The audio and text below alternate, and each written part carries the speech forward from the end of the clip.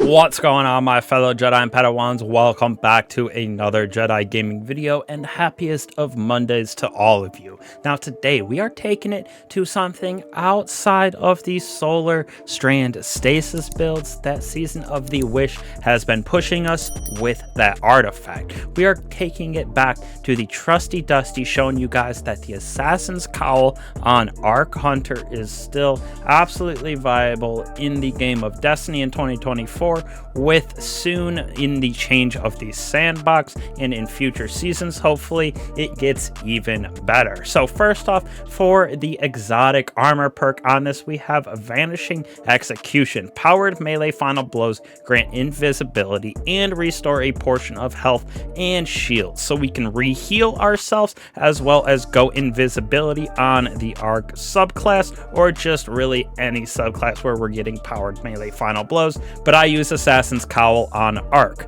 Next, for finishers and final blows against more powerful targets, increase the duration of the invisibility and the amount of health and shields restored. So it isn't just powered melee final blows, it's also finishers that work with this for going invisible, so you don't even gotta hit those screams, some of those exploders that come at you. You can use your finisher on them, go invisible, go get a res, something like that on any subclass, but like I said, we're using this bad boy on Arc.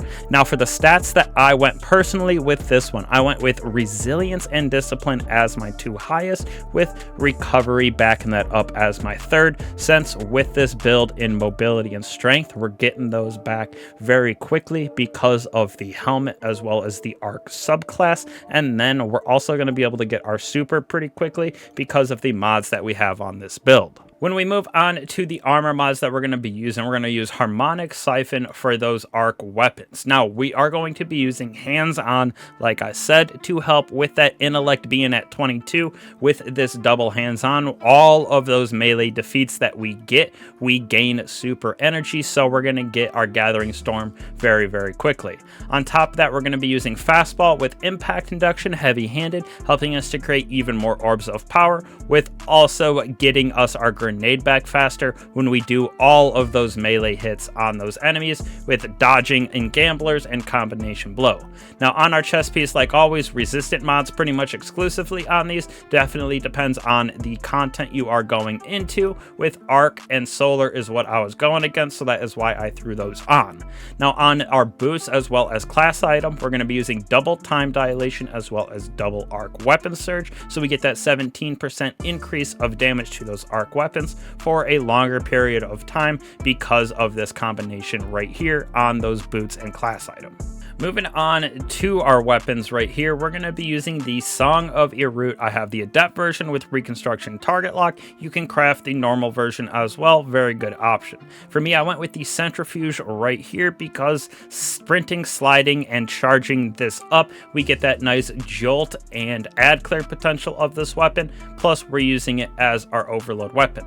On top of that, I personally went with Swordbreaker right here. One, because of the artifact that we have, and because of 1-2 punch, so when we hit every pellet on this, our melee will get stronger, so it causes a little bit of extra damage with the jolt and everything that we have going on. Now, there's really not much going on our artifact right here. We're going to have that overload auto rifle with the Dragon's Bite, so when we do break a shield with that strand shotgun, we have the chance to suspend it. On top of that, we're going to be using Unraveling Orbs and Horde Shuffle, so Horde Shuffle dealing damage to those unraveled targets with a weapon occasionally spawns a Threadling, and we're getting that unraveling on the shotgun by picking up all those orbs of power that we are creating with our weapons as well as our melee. Now, when we move on to our subclass, we are going to be using Gathering Storm for that nice damage on it, plus it helps with the jolting, add clear potential on the Arc subclass. Now, the most important thing of this build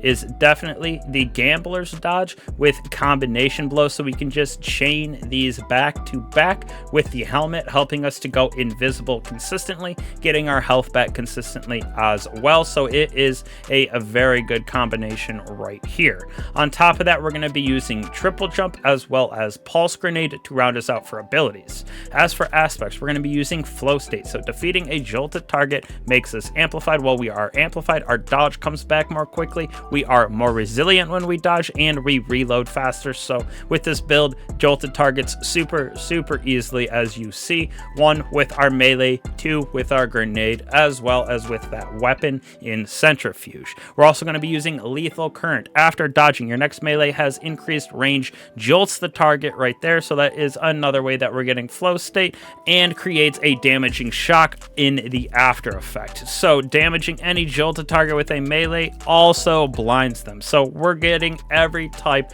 of a debuff for arc basically, just with the combination of lethal current, flow state, combination blow, and a gambler's dodge. Now when we move on to our fragments, we're going to be using spark of feedback to do even more melee damage after we take a little bit of it ourselves. Now we're going to be using spark of magnitude so that arc grenade lingers a little bit longer with the pulse grenade. Now we are going to be using spark of resistance so we can stay alive while surrounded by combatants. We take a little less damage, so it pairs perfectly with feedback and being up close and personal with the combination blow and gambler's dodge, with last but certainly not least another way, like I said, with our grenade to jolt targets. That'll also help with the flow state aspect, creating even more jolt on this build. It is super easy to use, still one of the best builds, taking it back into basically any type of content, taking it into raids. I was taking it through nightfalls in the video, so it is a pretty easy build, just like our other melee builds that we've had in the past. Get up close and personal in there with your shotgun, dodge to get your melee, melee to get your dodge, and then just chain those back and forth. Every melee defeat that we get, we're going to get all of those defeats with the arc. We're going to create orbs of power as well as getting our super back. So the positive feedback loop of this build is endless, and it's not even using any of the seasonal mods really from our artifacts. So just wait until future seasons when arc gets a little buff, as well as we get some artifact mods that go with it. So hopefully you guys enjoy the Destiny content in the lull that we have. 3 months left until final shape. Cannot wait for that type of content to come out, but hopefully y'all are staying up with the builds here. Also dabbling in the Pal World content, so go check that out if you guys also play the game. But again, truly appreciate all you guys. I will catch you guys in the next one. Peace.